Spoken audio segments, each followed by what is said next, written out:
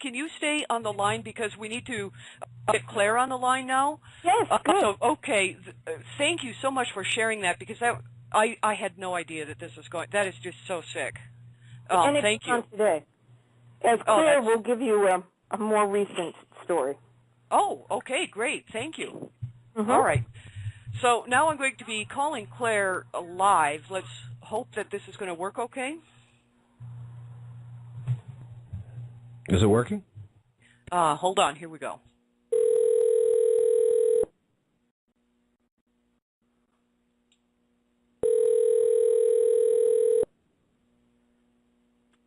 Hello? Hello, Claire. It's Deborah. You're on the God Discussion Show. How are you tonight? Hi, Deborah. I'm doing good, thanks. How are you doing? Well, I'm sitting here in a little bit of shock over the stories that we have heard so far from Satay and also from Nancy Maney. She was just talking about how children are treated within Scientology. Yes. So, as I don't know if you heard our show notes, but we're kind of devoting 15 minutes for everybody's story, and then we'll have an open forum. But can you tell us a little bit about your story, or maybe what you feel is important to share group right now? Yes, absolutely. Well, just as background, my mother joined the SEA organization when I was 4 years old. So that was essentially my introduction to Scientology. I was in the cadet organization from the age of 4 until age 10. The cadet organization is where they put children of SEA organization members while their parents then work, very long hours, 7 days a week. Do children have to work that long too, or is it mostly the parents that do that? The children don't work the same hours as adults, but I can tell you, certainly growing up in the cadet organization is no ordinary childhood by any stretch of the imagination. I mean, I was, number one, there's no parent involvement. It's very little adult supervision from a very young age, and because of that, they had a lot of health problems and later behavioral problems with the children in the cadet organization. I would,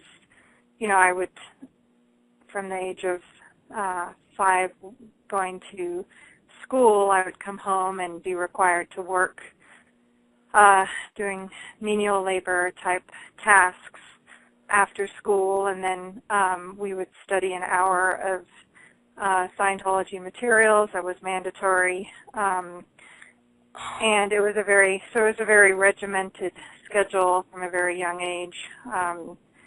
We'd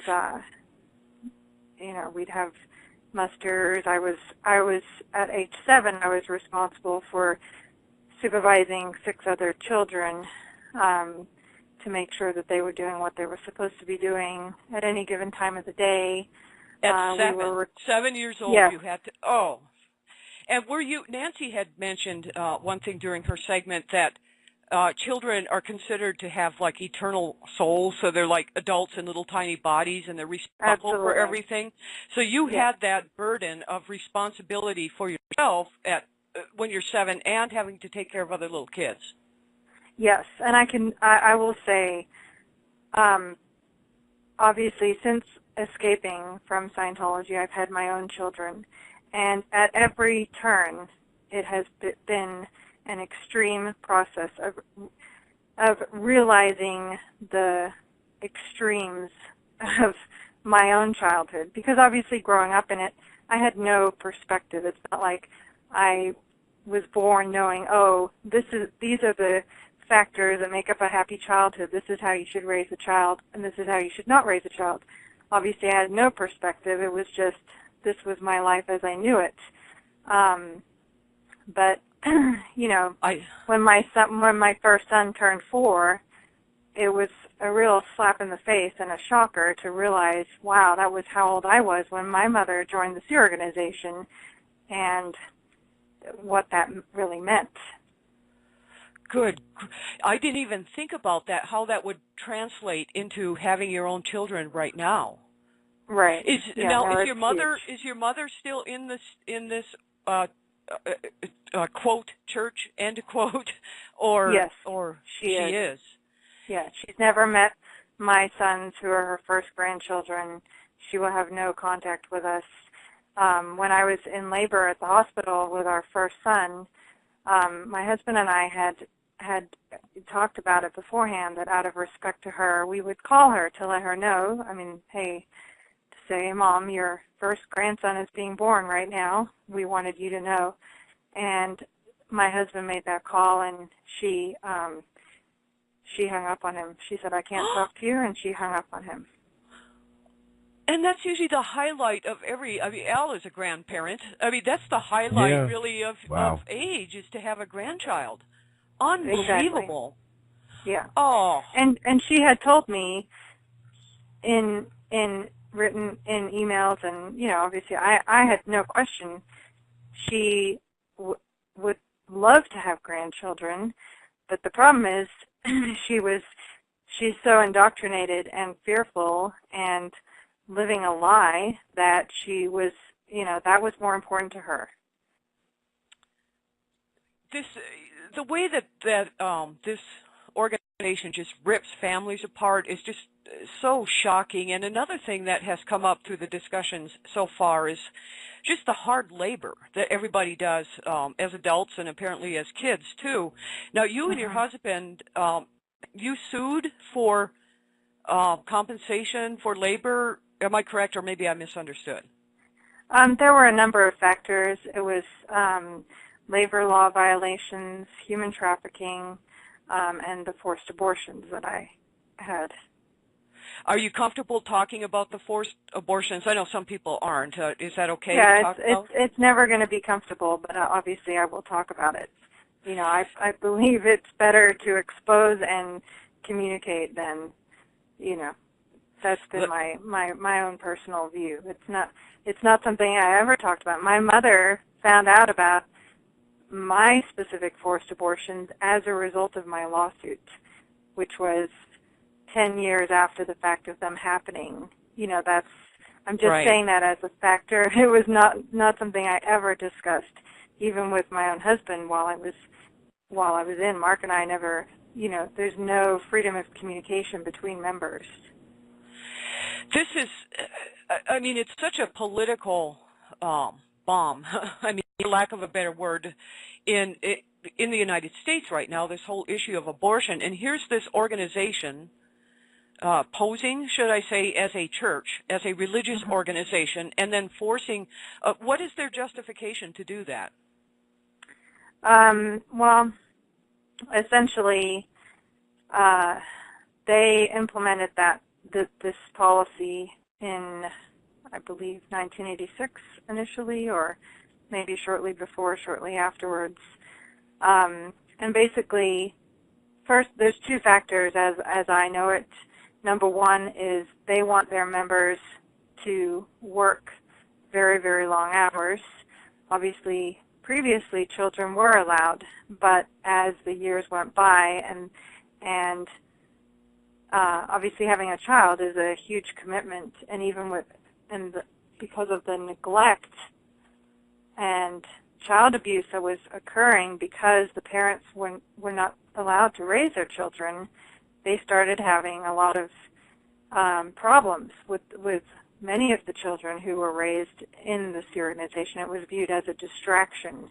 So therefore, they implemented, that no, if you're going to join this organization, you're not allowed to have children. And that then turned into any member that got pregnant was forced to have an abortion. And that then tied into anyone who wants to leave. The only reason they want to leave is because they've committed crimes against the organization. So it became a very evil ball of wax in a very short period of time. Oh, that is. Now, how long did a pregnancy go before they would enforce this abortion policy? I mean, I honestly knew of somebody who was 6 months pregnant and then went through with an abortion. Oh, that is absolutely where do they? No, I know it is. I know. I mean, trust me. You know, I mean, See, and I knew of other people that had refused and then were on heavy manual labor and sex checking and segregation. And it's important to understand the segregation is from everybody, your spouse. There's no discussion. You're not allowed, you know, a discussion with one's spouse is considered a crime because it's a violation of their policy that's called leaving and leaves. Obviously, if you're considering having a child, that involves leaving. So therefore, you're banned from talking to your spouse about it. Talk about an emotional burden. I mean, you can't even talk to your spouse. And then Right. Having the burden, especially if you wanted the child, I take it that you wanted the child when you were forced to have to. Absolutely. Absolutely. I mean, you know, I always wanted children. Anybody who knew me before or after, and now, I mean, hey, I'm 8 months pregnant with my third child, you know. Yeah, exactly. Gosh. Now, are you still going through, a lot of people talk about like the post-traumatic stress syndrome of leaving, you know, after they have left Scientology. How long has it been since you've been in the organization? Actually, January 24th is my 8th anniversary of my escape. So that's 8 years. And yes, absolutely, I've dealt with extreme, you know, severe post-traumatic stress from, I mean, my husband Mark and I, at a certain point, we both realized we were each having horrific nightmares about being back there and being trapped and being separated and on and on and on. And you know, I mean, it was like 3 years before we each realized, hey, we're both having the same nightmares. And anyone that we've talked to since then that has left had the exact same thing. Extreme nightmares, you know, emotional trauma, I mean, depression, you know, it's a huge process. I mean, especially for me, growing up in Scientology, a huge part of it was sorting through the mess of what I'd been indoctrinated on, brainwashed to believe, and so forth since the age of 4. How do you sort through all that and gain your own thoughts back? Exactly. Now, your husband, Mark, was he in it as a child too, or did yes, he wasn't in the Sea organization as a child, but his mother essentially had him doing courses in Scientology from the age of 6. He has a book that's called, the title is Blown for Good, Behind the Iron Curtain of Scientology, that thoroughly covers his indoctrination into Scientology at a very young age and how he then joined the Sea organization at age 16. How do you feel about your children getting involved in any kind of religion at this point? Well, for sure, you know, there's no way. I mean, I've told people many times, over my dead body, would they have any exposure to any cult? You know, I've given a lot of thought to that, and I want them to have their own views. But on the other hand, to me, I'm not going to raise them in a religion. I myself, I'm not going to be ready to talk about religion for a very long time, if ever.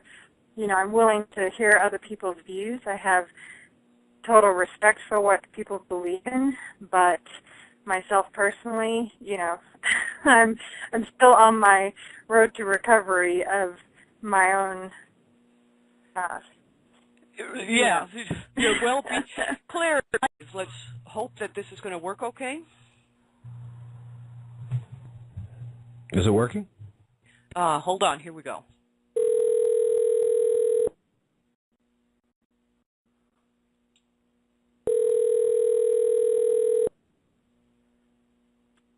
Hello? Hello, Claire. It's Deborah. You're on the God Discussion Show. How are you tonight? Hi, Deborah. I'm doing good, thanks. How are you doing? Well, I'm sitting here in a little bit of shock. over the stories that we have heard so far from Satay and also from Nancy Maney. She was just talking about how children are treated within Scientology. Yes. So, as I don't know if you heard, can you stay on the line because we need to get Claire on the line now? Yes, good. So, okay, thank you so much for sharing that because I had no idea that this was going. That is just so sick. And thank it's you. on today. As Claire will give you a more recent story. Oh, okay, great. Thank you. Mm-hmm. All right. So now I'm going to be calling Claire live. Heard our show notes, but we're kind of devoting 15 minutes for everybody's story, and then we'll have an open forum. But can you tell us a little bit about your story or maybe what you feel is important to share group right now? Yes, absolutely. Well, just as background, my mother joined the Sea organization when I was 4 years old. So that was essentially my introduction to Scientology. I was in the cadet organization from the age of 4 until age 10. The cadet organization is where they put children of Sea organization members while their parents then work, very long hours, 7 days a week.